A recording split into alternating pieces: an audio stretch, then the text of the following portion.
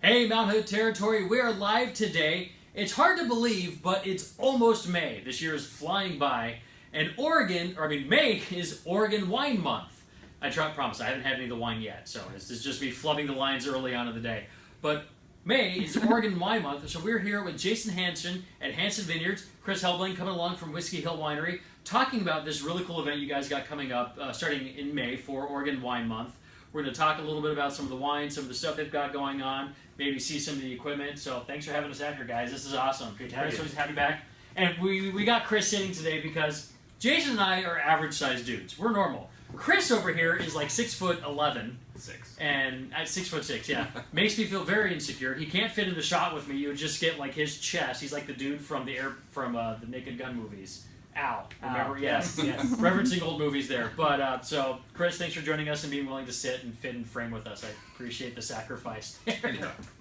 But seriously, no, we're really excited about this event because, you know, Oregon is known for some killer wines. You know, and more than just Pinot Noir, which is what we specialize in, but the branching out of varieties has been great.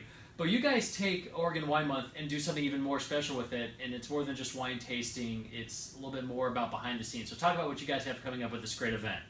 Well, the event is called Taste, Learn, Celebrate, and obviously it's a wine event, so you're going to taste some wine. We'll have about 60 different wines there for people to taste, mostly from Oregon's Mountain Hood territory, so that's awesome. Learn, unlike your typical wine event, this is all about learning how grapes get to your glass. So there will be harvesters, there will be corkers, there will be bottlers, there will be labelers. You'll have a whole display about cork and how that is a thing and what it is and why we use it for wine.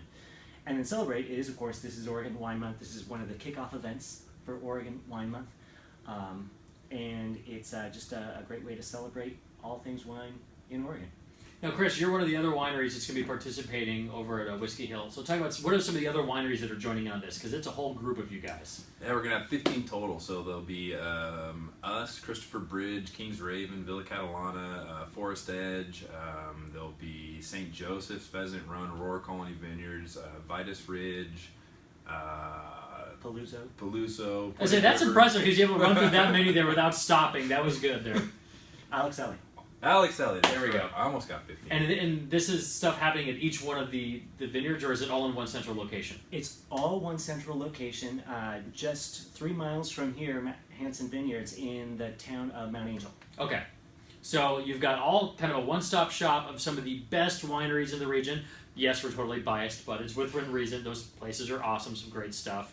What are some of the things that you'll be demoing? Because we've got this really cool piece of machinery here that is... I love the history of this. One of the most interesting things, and that people just loved last year, was Vitus Ridge is a big grower. They grow hundreds of acres of grapes, and they now have a harvester. And we actually bring the harvester inside the building at the Fest Hall in Mount Angel, and you can get up close and see exactly how grapes get picked. I didn't even know there was a grape harvester, because I've always just seen you just cut the grape. So this thing actually does it for you. When you're a small... Or is it just like, you can meet the grape, it's just like this dude, I've got some shears and I cut grapes. When you're a small winery, like Chris and I, it's people picking by hand. When you're a big winery, oftentimes it's by machine.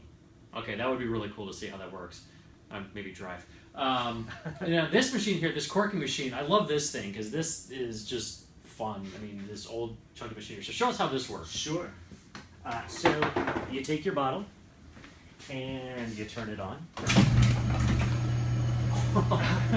And this is from the 50s or 60s. It's a German corker. You press down on the pedal, put your bottle in, and then goes your cork. That's cool. And then so this hopper here just got like a bunch of corks in there? That holds about 1,000 corks. Whoa! Okay. It's really easy to do, and it's a lot better than trying to do it with a punch crank one. So we're very lucky to have it. And it's kind of an antique. No, yeah, that's what the really cool thing about this is, because it's got that history, kind of that heritage feel to it. And we're talking about this. I love this. If any of you have seen Young Frankenstein, you love the brand name of this thing. Look her! So there's like 5 people who got that joke right now, but they're loving it. Everybody else watching this goes, what? but if you're a fan of Mel Brooks, you'll get that. This awesome piece of German technology. They don't make stuff like they used to. I mean, what you said, 50s or 60s, still going strong. Still going strong. That's very cool. What is this chunk of machinery here? Because we've got another cool thing. Now this thing, we go from the old and the cool heritage to new and shiny stuff. So what does this thing do? So this is a bottler, and this is one of the cool things that you'll see about a lot of the wineries that will be at this event. Out of all 15 of us, most of us probably bottle wine like this. And so, whereas you might get some very large wineries that will have production lines that they'll come in where the bottle literally sits on a line and moves the entire way through the process automatically without any human input. A lot of the wineries do it this way. So from corking to this, even to labeling, it's a very handmade process and very unique. Well, that's one of the cool things about a lot of these smaller vineyards that you find in your Mount Hood territory is, it's handcrafted wine. You get to meet the winemaker, you get to see the process, and it's a very labor-intensive, love-intensive process that kind of gives a little more character to each bottle of wine. Exactly, much more input from the winemaker on each bottle. Every bottle literally touched the winemaker's hand at some point, which is kind of cool. I once knew a winemaker who had this great saying that says you can always tell a handmade bottle of wine by the fingerprints of the winemaker. Yeah, which some of them are all over them. Usually in wine that's filled with bottle. So these usually work with some kind of a reservoir on top, and then they're usually gravity fed down into the bottle. So there's like no pumps or anything, it just goes in. I can't tell you how Jason's worked for sure. Is it pump it's or gravity. Is it gravity? Wow, okay, so simple works, I like it. And so the bottle just goes on there, and then you get 6 of them going down in a line, and then by the time the bottle fills up, it usually stops automatically. Then you pull the bottle off, and then you hand it over to whoever's running the corker, and then the cork goes in. Assembly line process, I love it. Worked with Ford and still works today. Yeah, exactly. So, how many bottles of wine then are you going to be able to put through in like about an hour? Have you ever counted that? We have. It depends on if everything is going smoothly. Well, let's say it's an ideal day, nothing breaks. Ideal. We can do about a case every 2 minutes. Wow. Okay, that's impressive. So it moves right along, but it's not, the lightning speed. Well, yeah. That, What I mean, yeah. And plus, it's probably if I was here, it'd probably still be like, okay, 1 for you, 1 for me, 1 for you, 3 for me. It's horrible when there's a mistake or something gets double corked or overfilled because Oh, then you got to drink it. You have to drink. Oh, the label's upside down. I loaded it that way. Yeah. All right. So, what are some of the wines that people will be able to taste at the event coming up? One of the neat things about the Cascade Foothills is that we grow so many different varieties of grapes every year. It's not just Pinot Noir, Pinot Gris, Chardonnay. There's probably between 35 and 40 different varieties of grapes being grown in the Cascade Foothills area in this part of the Mount Hood territories. So that's pretty cool. It's not going to be just 60 different Pinots from 15 different makers. It's going to be a real crazy variety, from white blends and red blends to Gewürztraminers and Gamay. What are you bringing? We're going to bring a white Pinot, Pinot Noir, and some Rosé. So. And we tried that white Pinot when we did a live video at your place. It was fantastic and something that, again, really unique and has a nice, different, balance to things. Because we're known for our Pinot Noir, which is a good thing, but we need to see more of this stuff, and people need to see more of what we have to offer. And this is a chance for people to really find out that Oregon has a great selection of very diverse lineup of wines. I think we've got a question out there in Facebook land. I just loved Whiskey Hills Rosé. Oh, okay, yep. Molly, our camera person, she loved the rosé, which was fantastic as well. It's a really great selection. So we've got a lineup here, so let's kind of see what we're going to be talking about today. Well, notice I'm really jumping to get to the wine tasting.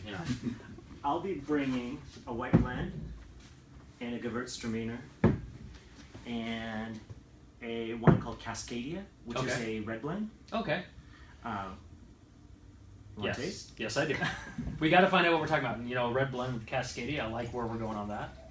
So talk a little bit about what this is. So Cascadia is half Pinot Noir and half a grape called Marchal Fauche. Oh, okay. So it's I've noticed it's starting to gain a lot of more popularity out here. It's really kind of coming into its own. It really is. We can't grow the big, heavy reds here in the Willamette Valley. We just don't have the right weather. Mm-hmm. But that doesn't mean Oregon winemakers don't want to make a bigger, heftier red.